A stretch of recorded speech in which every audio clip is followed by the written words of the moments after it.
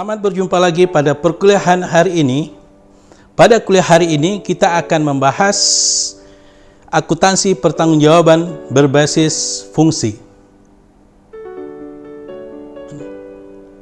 Kenapa disebut dengan berbasis fungsi? Jadi ini merupakan akuntansi pertanggungjawaban tradisional. Karena fokusnya pada fungsi. Fungsi di sini itu adalah mengacu pada unit organisasi. Jadi unit organisasi di sini adalah itu kotak-kotak yang ada dalam struktur organisasi. Jadi fungsi itu mengacu kepada unit organisasi. Jadi apa itu akuntansi pertanggungjawaban? Akuntansi pertanggungjawaban adalah atau sistem akuntansi pertanggungjawaban adalah suatu sistem yang kita desain untuk menilai kinerja manajer pusat pertanggungjawaban. Apa itu pusat pertanggungjawaban atau responsibility center? Jadi responsibility center di sini adalah unit organisasi. Jadi center di sini adalah unit organisasi, sehingga responsibility center adalah unit organisasi yang manajernya akan dinilai kinerjanya. Jadi suatu unit organisasi yang manajernya akan dinilai kinerjanya. Itu responsibility centers. Jadi jelas ya. Unit organisasi. Unit organisasi itu ini yang kita sebut dengan fungsi. Maka namanya functional based responsibility accounting system atau sistem akuntansi pertanggungjawaban berbasis fungsi. Nah, di sini ada kapan sistem akuntansi pertanggungjawaban berbasis fungsi ini bisa diterapkan? Ya. Jadi sistem akuntansi pertanggungjawaban ini bisa diterapkan yaitu pada perusahaan yang desentralisasi. Jadi ada dua jenis perusahaan, ada yang desentralisasi, ada yang sentralisasi. Jadi akuntansi pertanggungjawaban di sini hanya bisa diterapkan pada perusahaan yang desentralisasi. Apa yang dimaksud dengan desentralisasi? Yaitu perusahaan yang melimpahkan pengambilan keputusannya pada level bawah. Jadi desentralisasi adalah keputusan, jadi ada pelimpahan dari corporate management ke lower management, ke manajer level bawah untuk mengambil keputusan. Jadi desentralisasi berarti apa? Keputusan dibuat oleh level bawah dan dilaksanakan oleh level bawah. Hal ini berbeda dengan sentralisasi. Kalau sentralisasi itu keputusan diambil oleh manajemen level pusat atau corporate management, manajemen kantor pusat, sedangkan level bawah hanya melaksanakan. Jadi tidak ada wewenang di sini. Itu yang kita sebut dengan decentralized firm, centralized firm, yaitu perusahaan yang sentralisasi. Tapi kalau decentralized firm, berarti perusahaan di sini memberikan limpahan wewenang ke level bawah. Jadi ada delegasi wewenang, authority delegation to lower level. Oleh karena ada pelimpahan wewenang, berarti ini ada trust, ada amanah.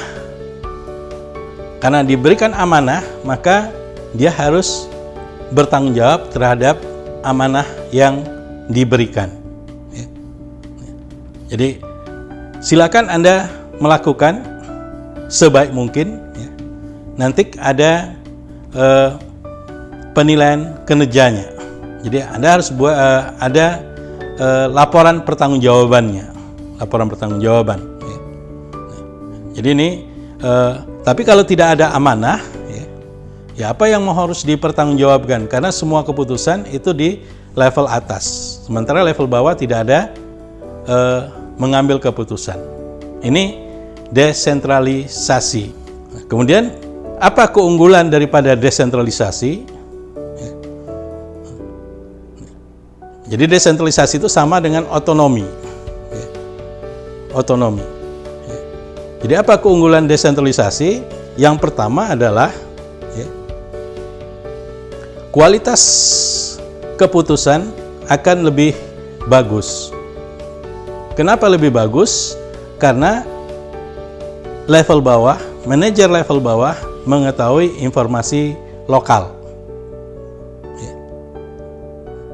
Jadi misalnya manajer cabang Papua, Bank Mandiri misalnya, jadi manajer cabang Bank Mandiri di Papua, mereka lebih banyak mengetahui informasi lokal seperti misalnya selera masyarakat di lokal di sana, kemudian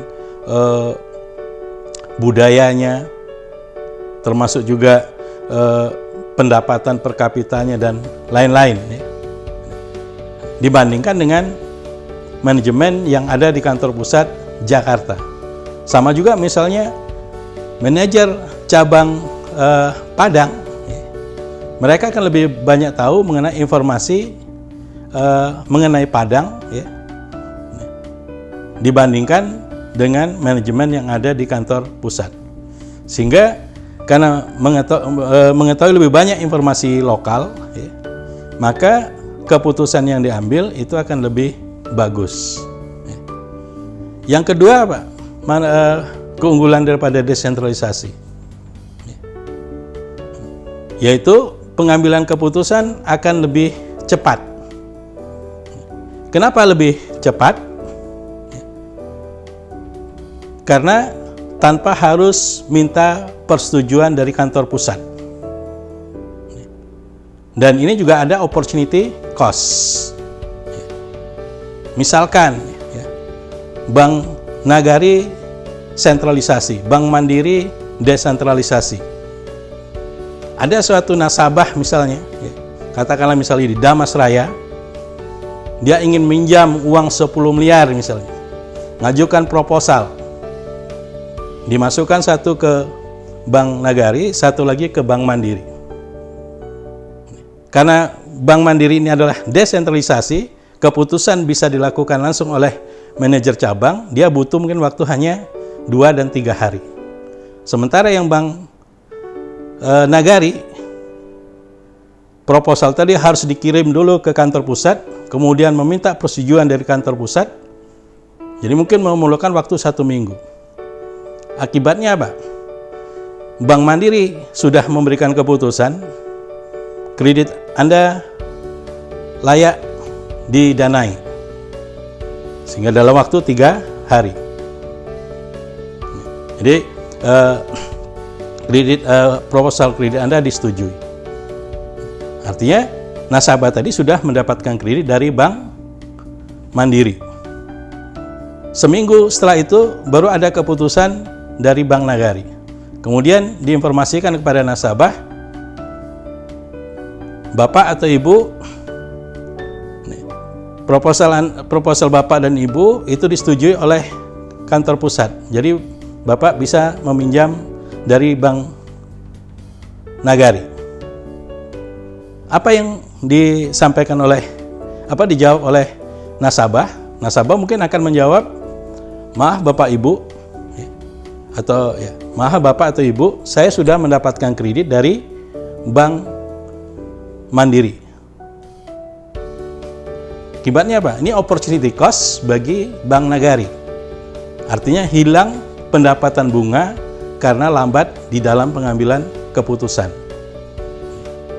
Berapa opportunity cost-nya? Yaitu sebesar pendapatan bunga. Kalau bunganya katakanlah misalnya 12% dari 10 miliar, berarti hilang pendapatan bunga ya, 1 tahun 1,2 miliar. Jadi cukup besar ya, cukup besar. Ini kalau tidak desentralisasi, ya, karena harus menunggu persetujuan dari kantor pusat. Yang ketiga, Pak. Yang ketiga, manajemen kantor pusat bisa fokus pada keputusan yang bersifat strategis. Jadi tidak direpotkan dengan keputusan-keputusan yang sifatnya operasional. Apa contoh keputusan strategis? Contohnya adalah misalnya pembukaan cabang baru, pengembangan produk baru, dan lain-lain. Itu yang ketiga. Yang keempat, ya, keunggulannya adalah ini bisa sebagai kaderisasi pimpinan ya.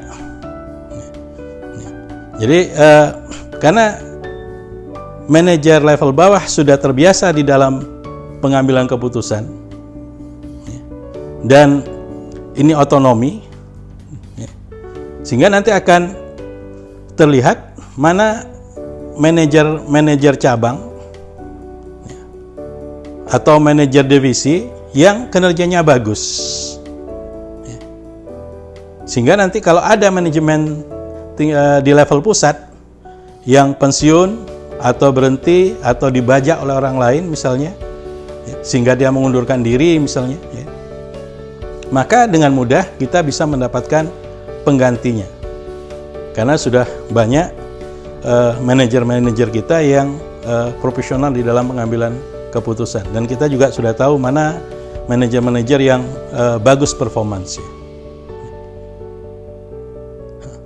Yang berikutnya apa? Yang berikutnya juga karena ini otonomi, masing-masing ya, manajer divisi atau manajer cabang dia akan berlomba-lomba untuk mencapai kinerja yang paling tinggi, yang paling bagus. Dan karena masing-masingnya berlomba-lomba untuk mencapai kinerja terbaik, maka ini akan berdampak kepada kinerja perusahaan secara keseluruhan. Jadi kinerja perusahaan secara keseluruhan. Ini keunggulan daripada desentralisasi. Nah, kemudian kita kembali lagi kepada responsibility centers tadi, pusat pertanggungjawaban. Ada berapa pusat pertanggungjawaban? Yaitu ada 4. Yang pertama adalah pusat pendapatan, revenue centers. Apa itu revenue centers? Revenue centers yaitu suatu unit organisasi yang kinerja manajernya itu dinilai berdasarkan pendapatan. Jadi yang kinerja manajernya itu dinilai berdasarkan pendapatan. Artinya manajer ini hanya bertanggung jawab terhadap pendapatan dan tidak bertanggung jawab terhadap biaya. Jadi apa ukuran kinerjanya? Ukuran kinerjanya harusnya adalah target penjualan. Jadi kalau tercapai target penjualan, maka kinerjanya bagus. Jadi kalau tercapai atau melampaui dari target, misalnya targetnya berapa? 1 miliar. Ternyata bisa dicapai lebih dari 1 miliar, maka kinerjanya bagus, ya, dan layak nanti diberi insentif. Kemudian apa unit yang bisa dijadikan sebagai pusat pendapatan? Artinya unit yang punya otoritas di dalam penjualan sudah barang tentu, yaitu di sini misalnya departemen penjualan, sehingga bisa dijadikan sebagai pusat pendapatan. Kemudian yang kedua itu adalah pusat biaya, cost center. Cost centers. Apa itu cost center atau pusat biaya? yaitu suatu unit organisasi yang kinerja manajernya itu dinilai berdasarkan biaya. Jadi manajernya hanya bertanggung jawab terhadap biaya dan tidak bertanggung jawab terhadap pendapatan. Jadi apa ukuran kinerjanya? Kalau biaya sudah barang tentu adalah efisiensi biaya. Sekarang bagaimana cara mengukur efisiensi biaya? Cara mengukur efisiensi biaya itu ada dua. Bisa berdasarkan rasio input dengan output, atau berdasarkan perbandingan antara realisasi dan anggaran. Kapan kita gunakan rasio input dan output? Kalau unit organisasi tersebut atau responsibility center tersebut outputnya bisa diukur. Input sudah jelas ya, bisa diukur. Apa contoh unit organisasi yang outputnya bisa diukur ya? Jadi measurable. Misalnya departemen produksi. Jadi apa outputnya? Yaitu jumlah unit yang dihasilkan. Inputnya adalah biaya produksinya. Jadi kalau misalkan biaya produksinya 1 juta misalnya, kemudian outputnya yang unit dihasilkan katakan misalnya 1000 unit, berarti cost per unitnya atau rasionya adalah 1 juta bagi 1000, yaitu 1000 per unit. Kapan dikatakan efisien? Kalau dengan input yang sama bisa menghasilkan lebih banyak. Artinya rasionya semakin kecil. Misalnya dengan input tadi atau biaya produksi 1 juta bisa menghasilkan 1.500 unit misalnya. Maka ini dikatakan efisien karena rasionya semakin kecil. 1 juta bagi 1.500 tadi 1 juta bagi 1000. Atau bisa juga outputnya sama, outputnya sama tapi inputnya lebih kecil. Jadi kita tetap menghasilkan 1.000 unit, 1.000 unit, biayanya 900.000. Sehingga kalau kita bagi 900.000 bagi 1.000 menjadi 900. 900. Sebelumnya berapa? 1 juta bagi 1000, 1000. Nah, sekarang outputnya sama, inputnya lebih kecil, yaitu 900.000. Jadi 900.000 bagi 1000, 900. Turun. Ini efisien. Atau bisa juga kemungkinan apa? Bisa saja inputnya naik, tapi outputnya jauh lebih besar kenaikannya dibandingkan inputnya. Jadi yang unit organisasi yang outputnya measurable ya, seperti departemen produksi, kita bisa pakai ukurannya adalah ukuran kinerjanya menggunakan rasio ya, input output. Tapi kalau unit organisasinya tidak bisa diukur outputnya, not measurable ya, tidak dapat diukur. Seperti apa misalnya? Misalnya departemen personalia, departemen keuangan, atau departemen akuntansi, atau departemen humas misalnya. Ini outputnya nggak bisa diukur, inputnya jelas. Jadi untuk mengukur efisiensinya bisa dilakukan dengan membandingkan antara rencana ya, atau target ya, atau anggaran ya, yang ditetapkan dengan realisasinya. Kalau realisasinya lebih kecil daripada anggarannya, maksimum sama ya, maka kinerja manajernya itu dinilai bagus, ya, dinilai bagus. Jadi di sini jelas apa contoh daripada cost center, unit organisasinya itu bisa departemen produksi, bisa departemen akuntansi, departemen keuangan, personalia, humas, dan lain-lain. Ini pusat pertanggungjawaban yang kedua.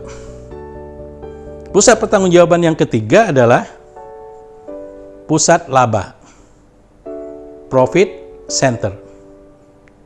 Jadi apa itu profit center?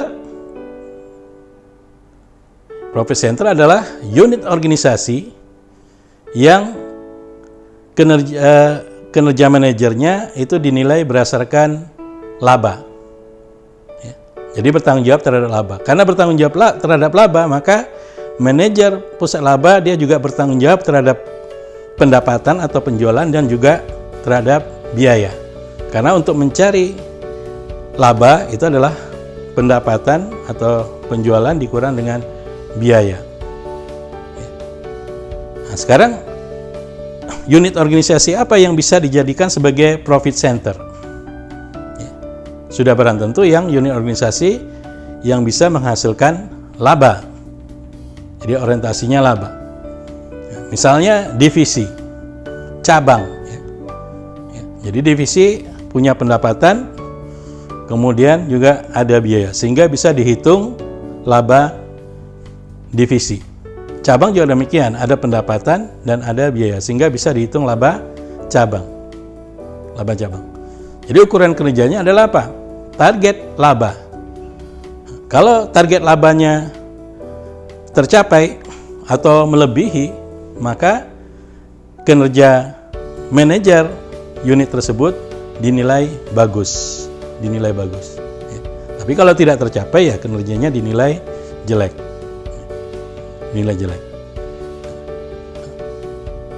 Apa kelemahan daripada pusat laba? Kelemahannya seringkali manajernya itu mendorong manajer untuk melakukan myopic behavior, perilaku miopia. Apa yang dimaksud dengan perilaku miopia? Atau dysfunctional behavior ini. Jadi perilaku yang tidak bagus. Jadi yang dimaksud dengan myopic behavior atau perilaku miopia, manajer hanya berpikir jangka pendek dengan mengorbankan jangka panjang perusahaan. Apa contohnya? Misalnya untuk mencapai target laba, perusahaan tidak mengeluarkan iklan yang sudah dianggarkan. Jadi misalnya anggaran iklan ini berapa? 0,5 miliar. Supaya bisa mencapai target laba, mungkin hanya dikeluarkan 50 miliar. Jadi 0,5 triliun gitu ya, 500 miliar anggarannya misalnya. Yang dikeluarkan hanya 10%-nya, 50 miliar. Sehingga 450 miliarnya bisa digunakan untuk mendongkrak laba. Ini akibatnya apa? Produk kita nanti menjadi tidak terkenal. Kita akan kalah dengan competitors. Contoh lainnya misalnya apa? Misalnya biaya pelatihan.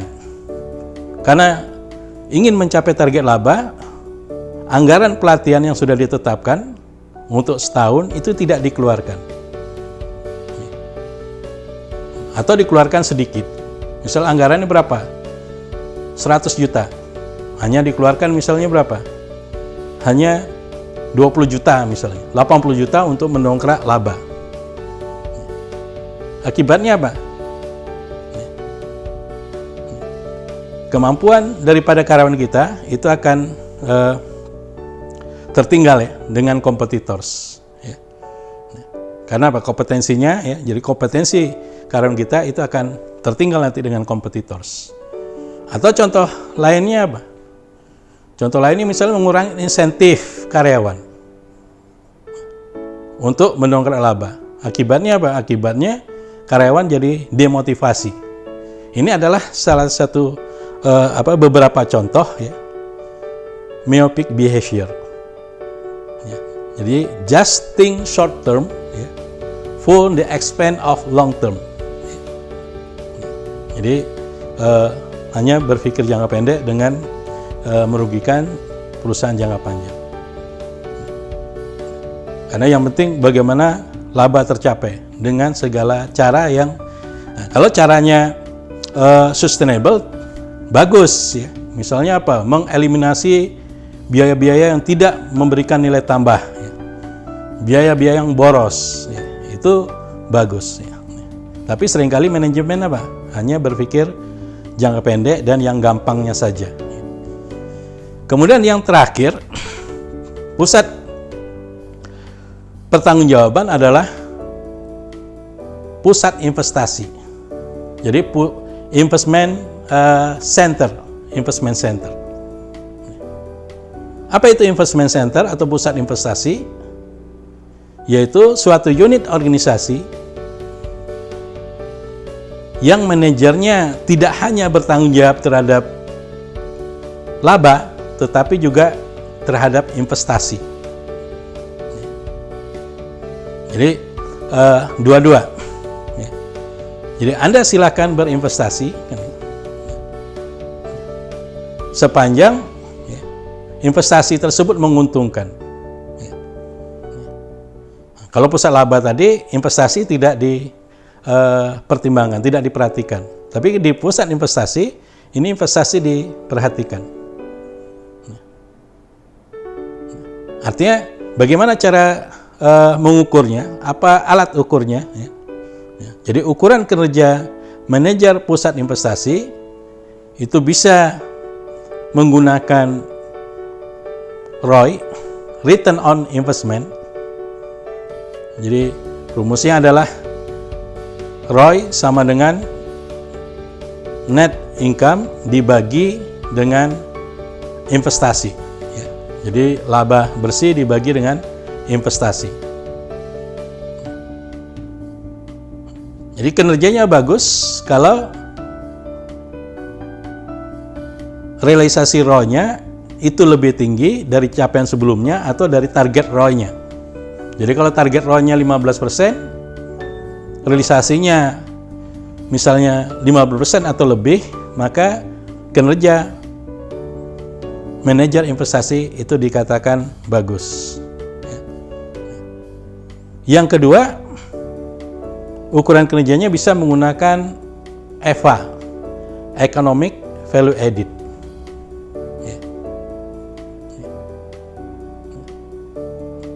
EVA ini sebenarnya untuk mengatasi kelemahan ROI. Apa kelemahan ROI? Karena ROI di sini adalah ukurannya ukuran presentasi, sehingga cenderung manajer unit tidak mau melakukan ekspansi atau melakukan investasi kalau akan menurunkan ROI, walaupun untuk jangka panjang bagus, ya, untuk jangka panjang bagus. Jadi bertambah laba, tapi juga bertambah investasi. Kemudian karena pertambahan nilai investasinya lebih besar daripada pertambahan laba, ROI-nya turun, ya, maka biasanya manajer unit tersebut menolak untuk melakukan investasi. Contohnya misalnya, ROI pada periode sebelumnya katakan 15%.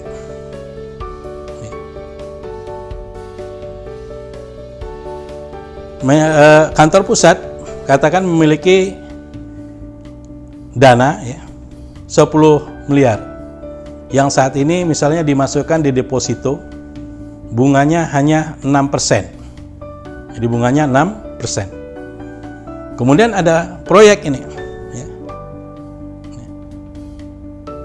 yang bisa dilakukan oleh manajer pusat investasi, tapi return-nya itu hanya 10%. 10%. Nah, ini biasanya oleh manajer unit, manajer pusat investasi, dia menolak. Karena apa? Karena sebelumnya, ya, itu ROI-nya 15%. Ya. Padahal ini ada investasi nilainya 10 miliar dan kantor pusat punya dana itu sekarang terletak di deposito dengan bunga 6%, tapi ini ditolak oleh manajer pusat investasi karena akan menurunkan ROI. Padahal kalau kita melihat secara perusahaan secara keseluruhan, ini menguntungkan. Kenapa menguntungkan?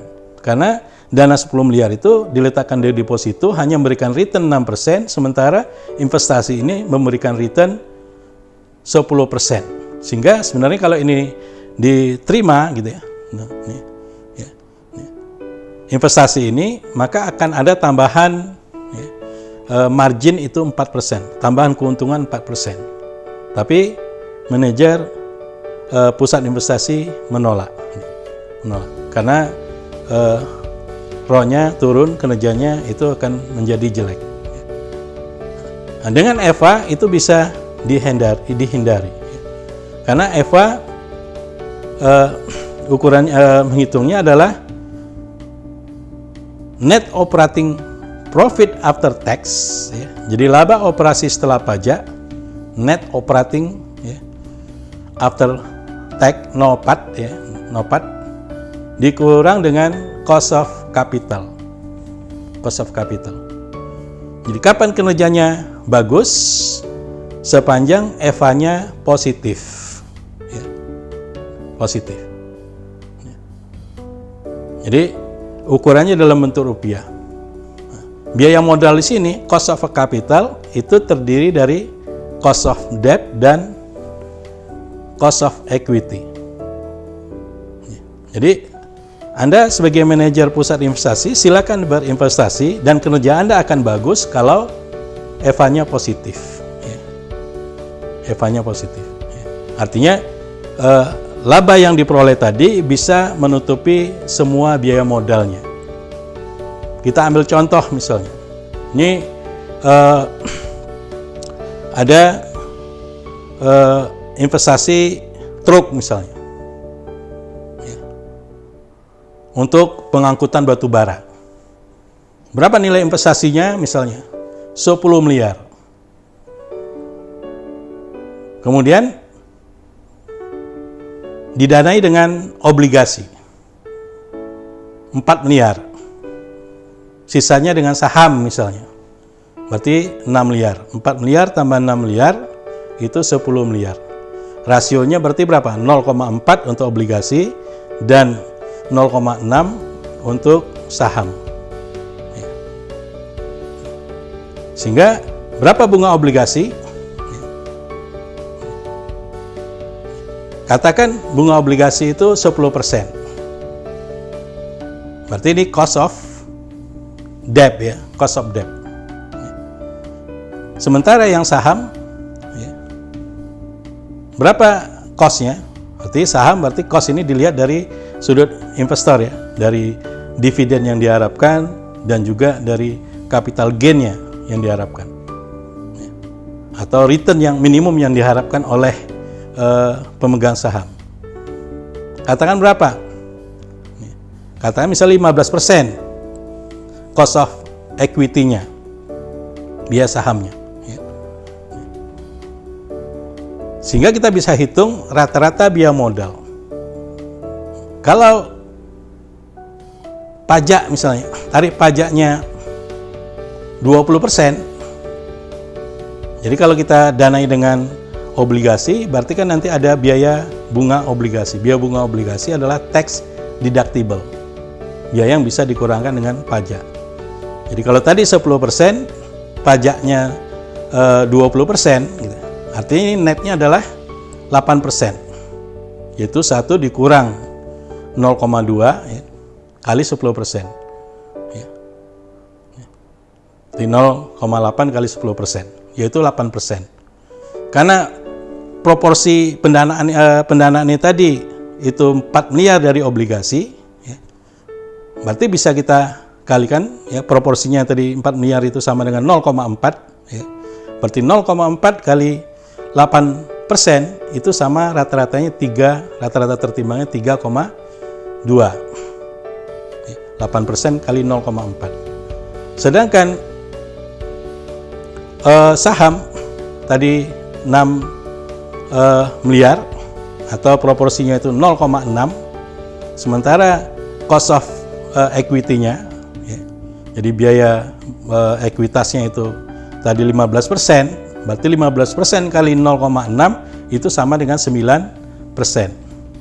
Jadi 3,2 untuk obligasi rata-ratanya ditambah dengan 9, berarti dapatnya adalah 12,2%.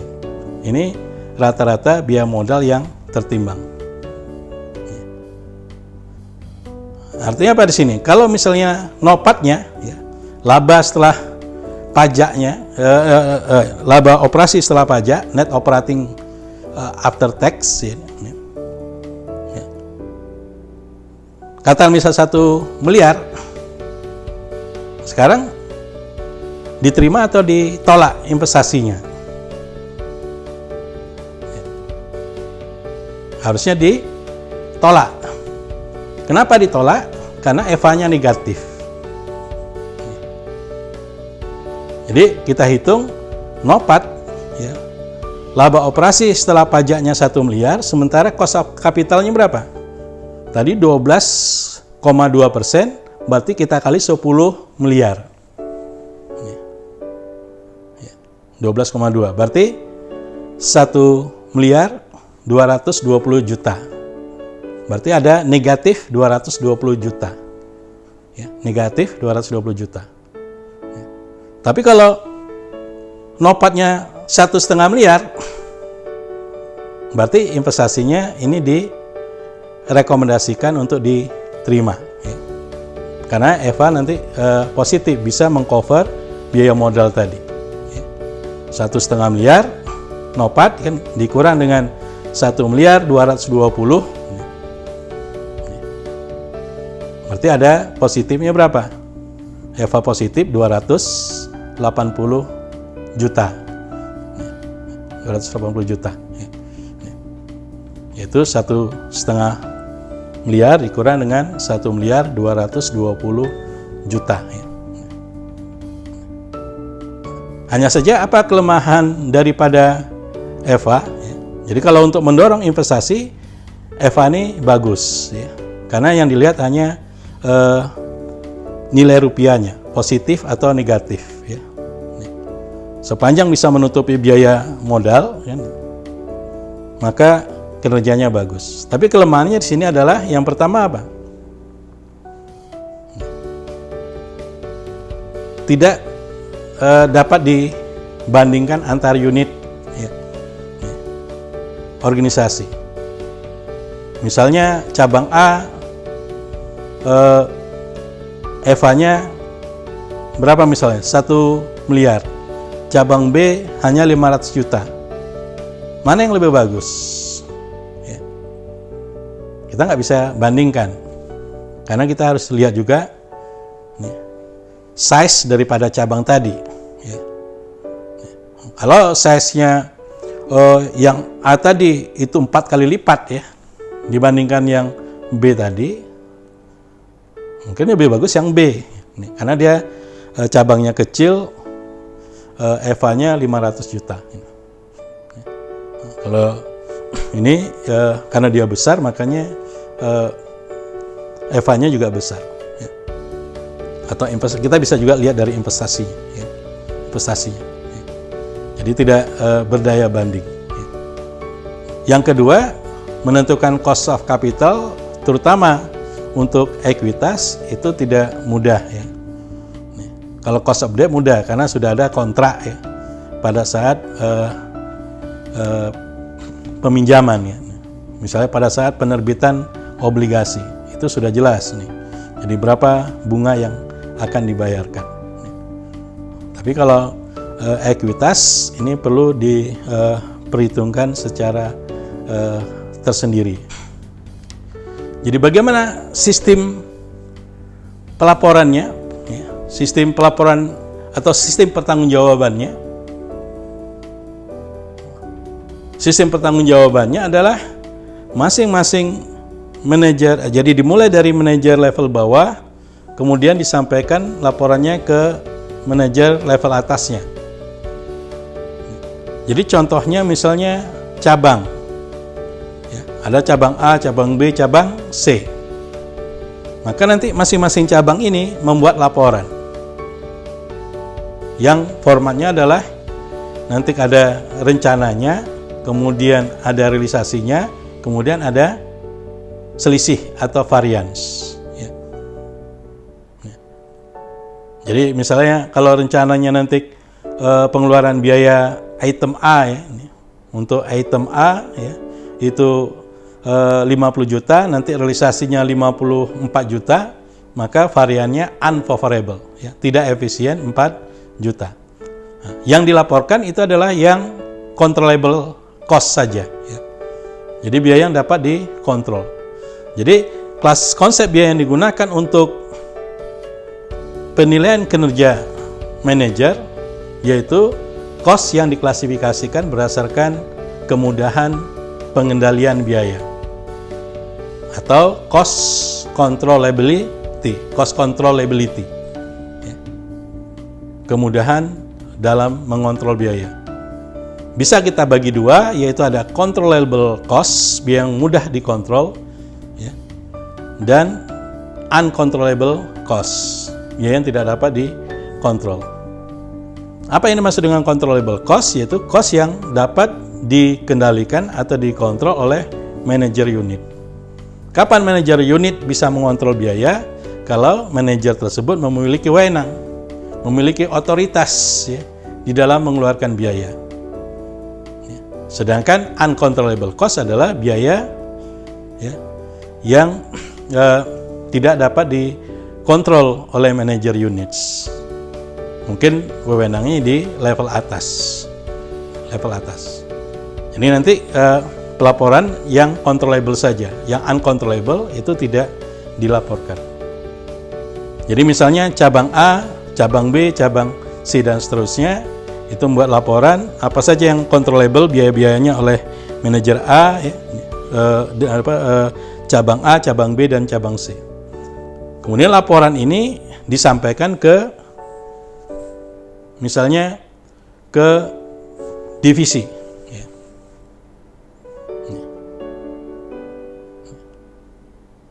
Kemudian dari divisi, ya, nanti ada divisi-divisi lain juga akan membuat laporan. Jadi nanti di divisi tadi ada controllable by division managers, apa saja, kemudian ada yang controllable by branch, ya, controllable oleh manajer cabang. Kemudian laporan ini jadi dari divisi A, divisi B, divisi C, divisi D misalnya, ini juga nanti akan disampaikan ke direksi. Dengan demikian, kalau terjadi ketidakefisiensian, itu akan mudah mendetek apakah ini level cabang yang tidak efisien, apakah level divisi yang tidak efisien. Ini desain daripada pelaporannya. Jadi dimulai dari level bawah dan yang dilaporkan hanya yang controllable cost, gitu, atau juga controllable revenue, ya, ke level atas, ya, berjenjang, ya, berjenjang. Kalau ada 4 jenjangnya, ya berarti ada 4 kali laporan. Ya. Jadi dari level jenjang bawah, kedua, ketiga, dan keempat. Dan yang dilaporkan hanya yang controllable cost. Ya. Jadi demikian saja perkuliahan kita mengenai akuntansi pertanggungjawaban berbasis fungsi atau akuntansi pertanggungjawaban tradisional. Sampai jumpa lagi pada pertemuan berikutnya. Terima kasih.